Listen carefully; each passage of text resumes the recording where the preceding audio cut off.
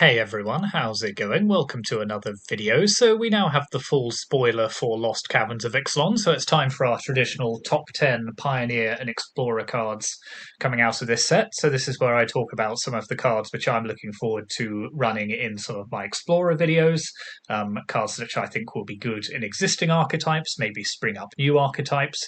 Obviously this is just a personal list. I have listened to and kind of seen what other people have been saying about the cards, obviously, but these are the ones which I'm personally looking forward to.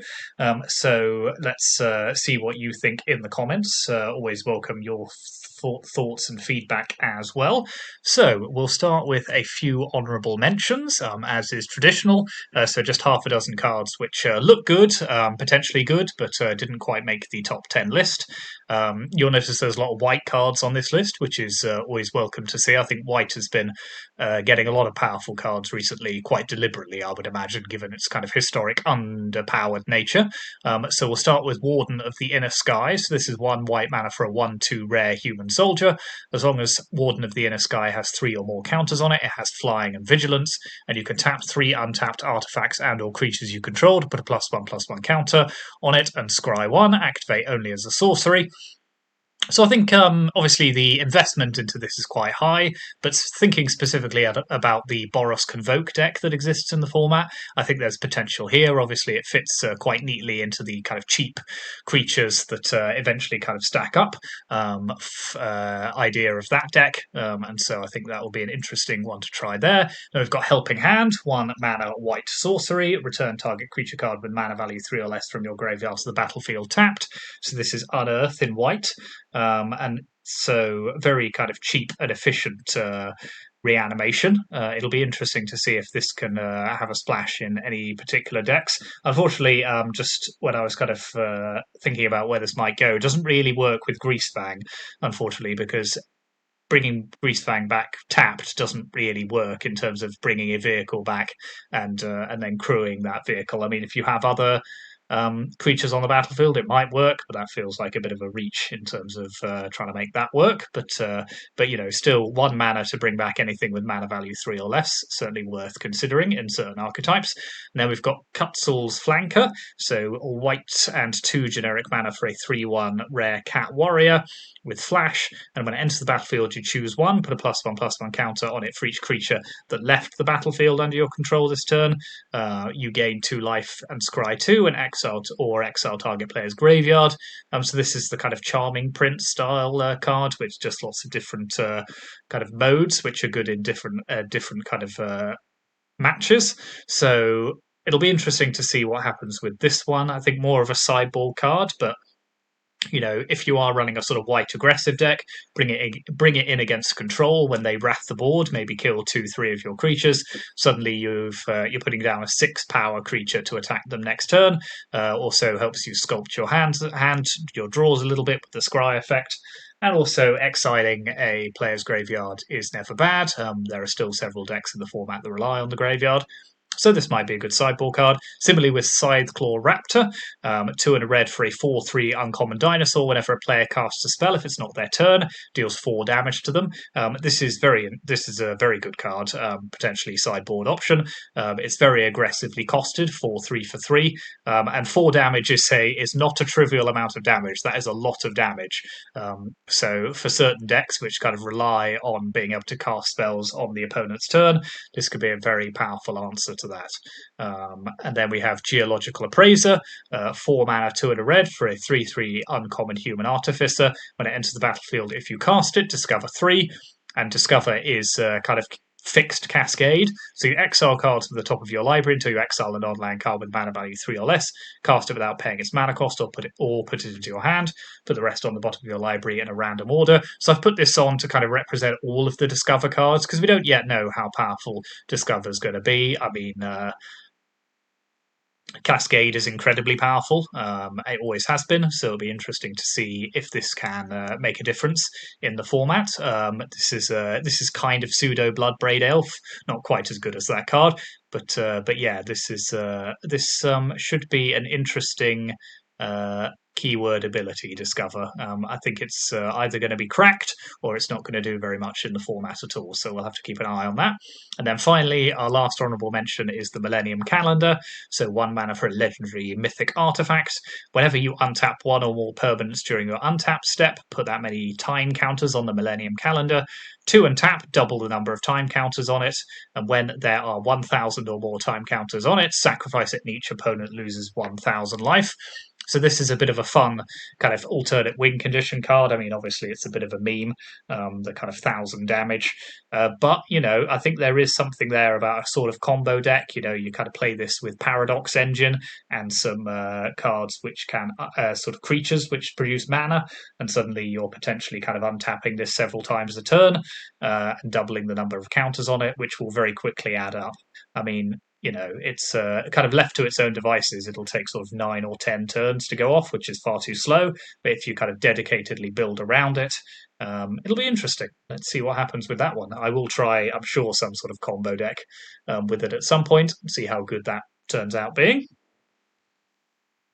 So moving on to our main list, we'll start at number 10, and I am cheating a little bit because I have got 2 number 10s, but they are broadly the same, similar sort of card. So it's 2 of the new allied colour creature lands. So this is a new cycle completing the full 2 colour combination. We got the enemy coloured creature lands in Wilds of Eldraine. So like these, they enter the battlefield tapped and tap for each of the 2 colours. So Restless Anchorage is white and blue, and then you can pay 1 a white and a blue until end of turn. Restless Anchorage becomes a 2/3 white and blue bird creature with flying. It's still a land, and whenever it attacks, create a map token. And then I've also included the blue-black one, Restless Reef, similarly taps for blue or black, and then you can pay 2 a blue and a black until end of turn. It becomes a 4/4 blue and black shark creature token with Death Touch. It's still a land, and whenever it attacks, target player mills 4 cards. So as I say, this does complete the cycle. The challenge that these lands have is in Explorer and Pioneer, they are competing with the Adventures in the Forgotten Realm lands, things like Hall of Storm Giants, Hive of the Eye Tyrant, which can often do come into play untapped, which gives them a big advantage. So I've included both the blue-white and the blue-black one because I think they both have decent stats. You get a 2/3 flyer or a 4/4 with Death Touch. But specifically, blue-white, blue-black are traditional control colours, and I think your control decks worry less about the fact that their lands enter the battlefield tapped, and so you can afford to play a slightly higher density of creature lands, and kind of having one that also fixes your mana I think is pretty good. So I think these will see some amount of play. They will have to be played alongside those lands from Adventures in the Forgotten Realms, but I do think control decks will want at least a couple of these.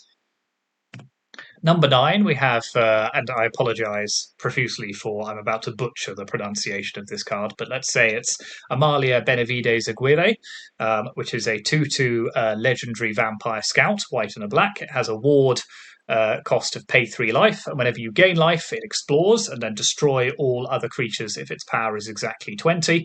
So on the face of it, this is a bulk rare with a kind of cute ability, destroying all creatures when it's 20 power. I mean, who's ever going to let that happen?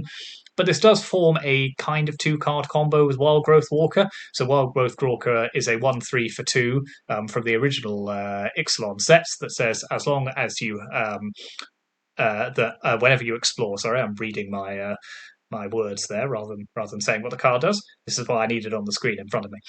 One hits a 1/3, and it says whenever you explore, you gain 3 life and put a +1/+1 counter on it. So they essentially just trigger off each other, and you can just keep going for as long as you like. And it kind of forms a 2-card combo as long as you have some way of starting the chain, either exploring or gaining life. I particularly like this combo because you can fetch both halves of it off Collected Company.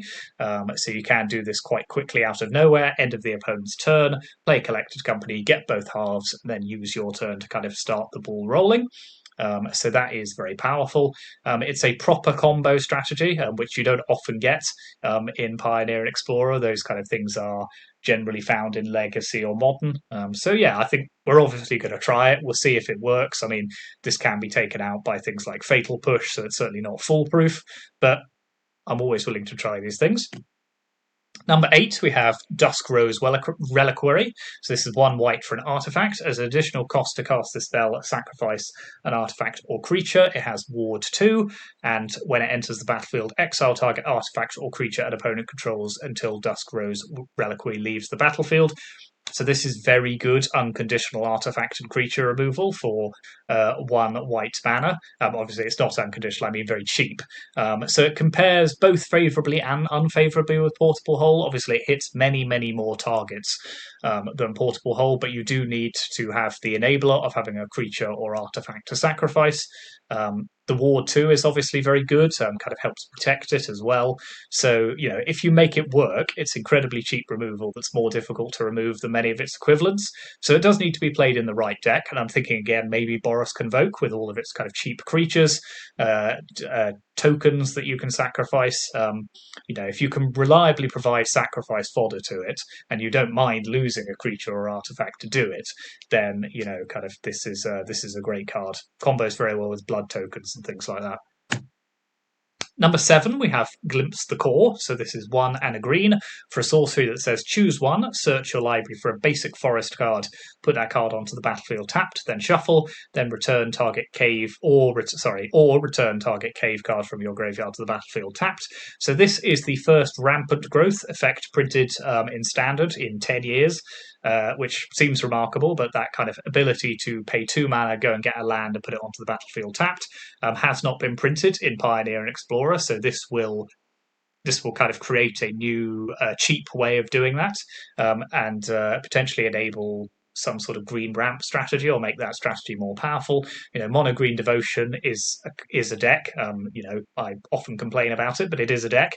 Now this isn't really the right place for that because you really want your Willow Havens and things like that to be kind of getting the devotion from them. But this may help enable another kind of green ramp strategy. Now, obviously, there's some drawback on what you can get out of your library with it. It is only a basic forest, so you're probably only playing it mono green or decks which are primarily green. But yeah, that is a very powerful effect for just 2 mana, so definitely one to keep an eye on. The second mode isn't really relevant unless there's a kind of dedicated caves deck. I have to say the caves look fun, but none of them kind of are powerful enough that make me think they're going to make a splash in Eternal formats, but we'll see. And then number 6, we have our other legendary vampire, so Bartolomew Del Presidio, which is a 2-1 for black-white, and it's a legendary vampire knight, and it says sacrifice another artifact or sacrifice another creature or artifact, put a +1/+1 counter on it. So this is unconditional sacrifice. You can just sacrifice anything you like. You don't have to pay mana, you don't have to do anything else as long as this is on the battlefield. And that is always a powerful effect. It might not read hugely powerfully because it's like, I'm sacrificing something to just put a +1/+1 counter on it. But with sacrifice synergies, cards which trigger when you sacrifice things, being able to just do that for free and not have to worry about this needing to tap or only being able to do it once a turn, it's great. That is always good. It's not currently in the right colours for sacrifice decks. You see Rakdos sacrifice, you see Golgari sacrifice sometimes, but other archetypes may spring up around it, and it can become quite a powerful threat by itself.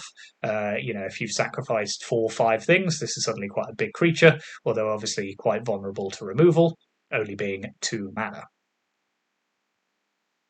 So moving on to number 5, and we're really getting into the business here. So we have Molten Collapse, which is a black-red rare sorcery.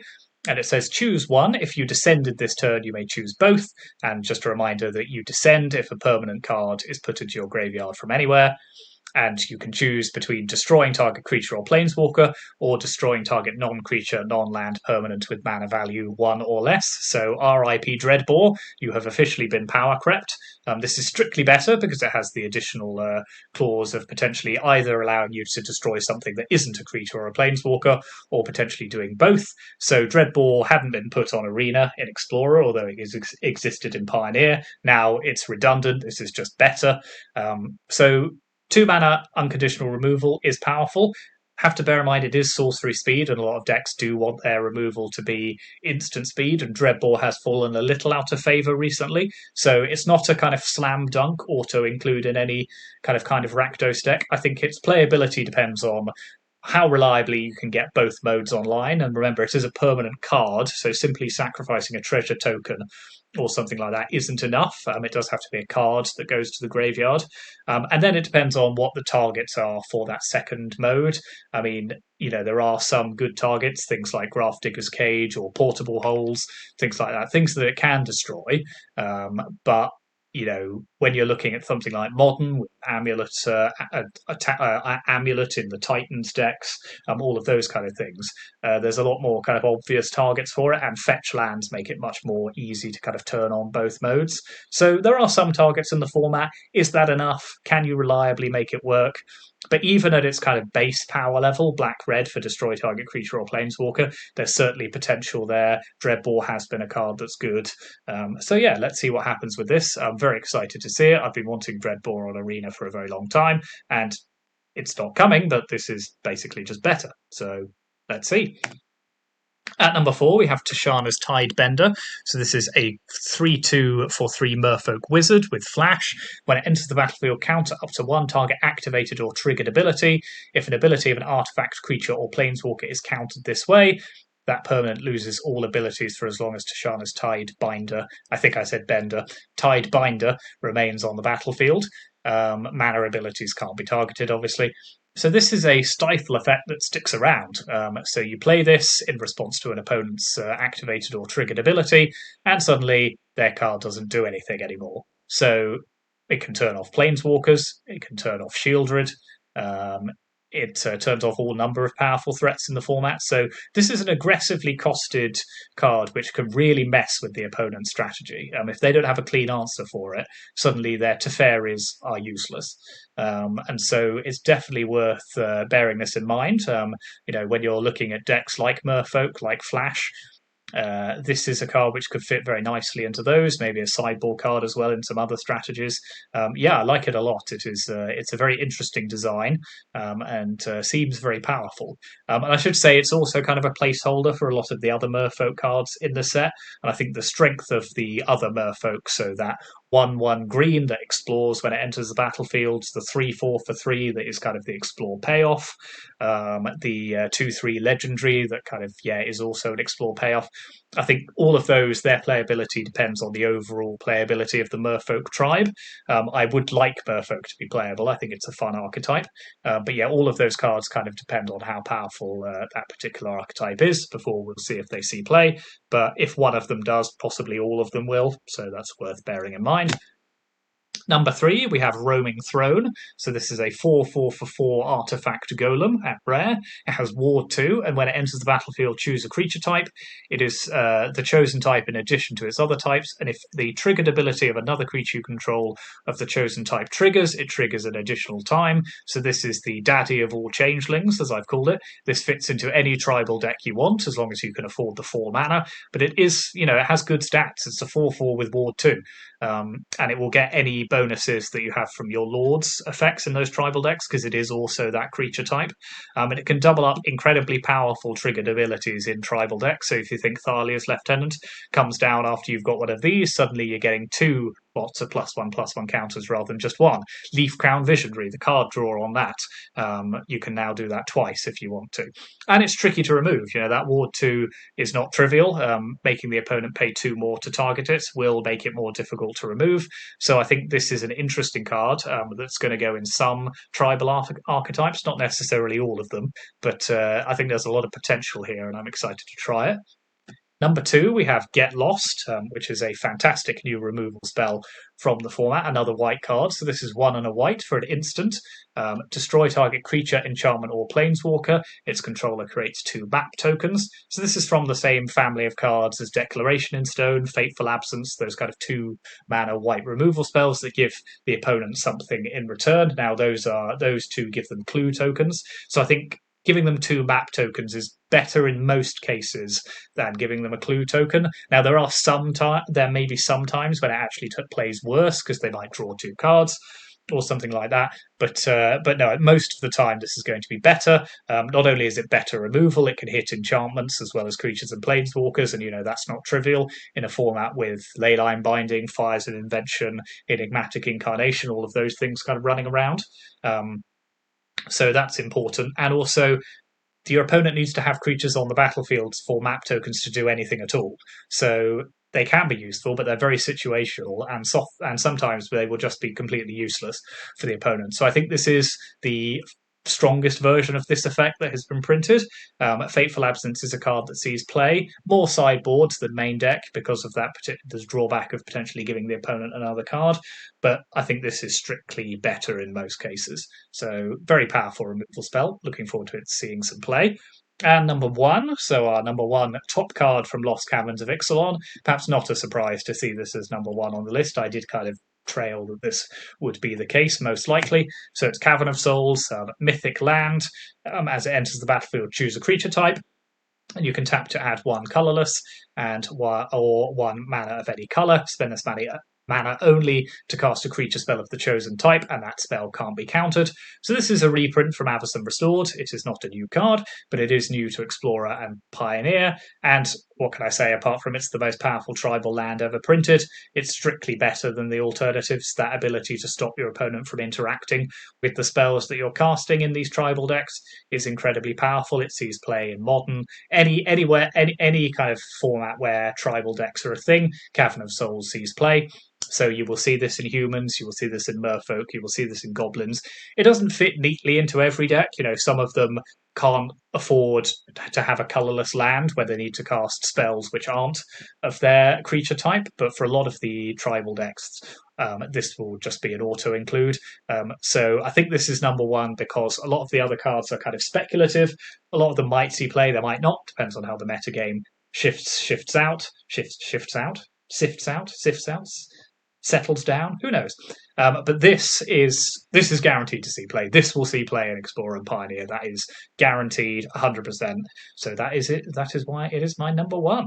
And that is our top 10 Lost Caverns of Ixalan cards for Explorer and Pioneer. Let me know what you think of the set overall. It seems very powerful. It's interesting, isn't it? I mean, the original Ixalan sets weren't particularly well received.